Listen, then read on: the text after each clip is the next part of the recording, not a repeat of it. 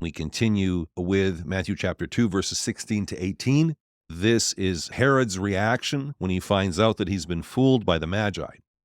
When Herod saw that he'd been outwitted by the wise men, he became extremely angry.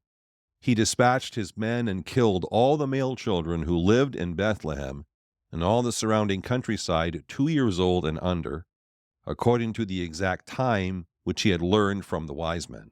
And so what had been spoken by the prophet Jeremiah was fulfilled. A voice was heard in Ramah, lamentation, weeping, and great mourning, Rachel weeping for her children. She would not be comforted, because they are no more. Herod is a man with a massive ego. He sees the possibility of a new king born as a threat to his authority. Herod should have been overjoyed at the news that their messianic king had been born.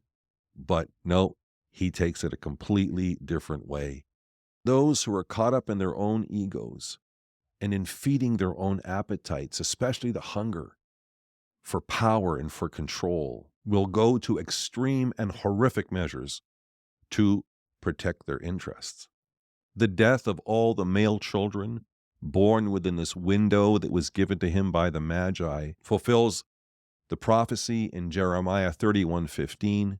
Rachel weeps for her children because they were no more. Father Lawrence Farley, in his Orthodox Bible Study Companion series, has the following to say about how the death of these children fulfills this prophecy about Rachel weeping for her children. He writes, "The passage from Jeremiah must be seen in context. Jeremiah is speaking of the loss of the children of the northern kingdom of Israel as part of his announcing of salvation. Rachel is poetically told to restrain her voice from weeping, for all Israel will be restored. The sufferings of Israel are thus portrayed as the portent of coming salvation. And this is the point St. Matthew is making. Sufferings and wrath attended Jesus' birth, but these sufferings were a sign that messianic deliverance was now at hand." The Orthodox Study Bible notes the following about this reference to Jeremiah. Jeremiah recorded the people of Jerusalem being led away to exile. On their way to captivity, they passed Ramah, which was near Bethlehem, where Jacob's wife Rachel lay buried. In his prophecy, Jeremiah saw Rachel, even from the grave, moved with compassion for the fate that had befallen her descendants. Here, Rachel is again weeping for her children, showing that the saints in heaven have awareness and compassion for those on earth. Those who have gone to the rest before us still have an awareness of our lot in this world and a concern for us, and can lift up that concern before God on our behalf. Again, the Study Bible says, just as Rachel was told that her children would return from exile in Babylon, so Jesus will return from his exile in Egypt. Again, we see how things in the Scriptures come full circle, and patterns are connected and reconnected.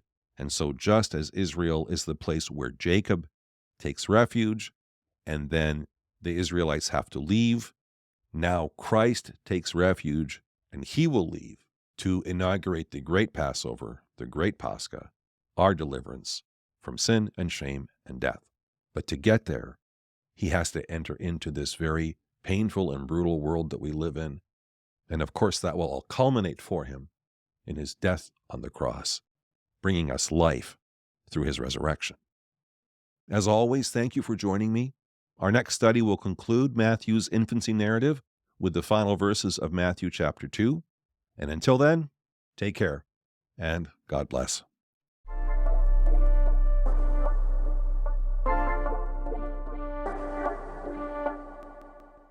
Thanks for listening to this episode of my podcast. If you'd like to learn more about Eastern Orthodox Christianity, but aren't near an Orthodox church, you might be interested in the Fellowship of St. Theophan the Recluse, an online community for seekers and inquirers, all in that same situation. We have members in the U.S., Latin America, the British Isles, Africa, and Australia. For more information, message me or send me an email. Until next time, take care, and God bless.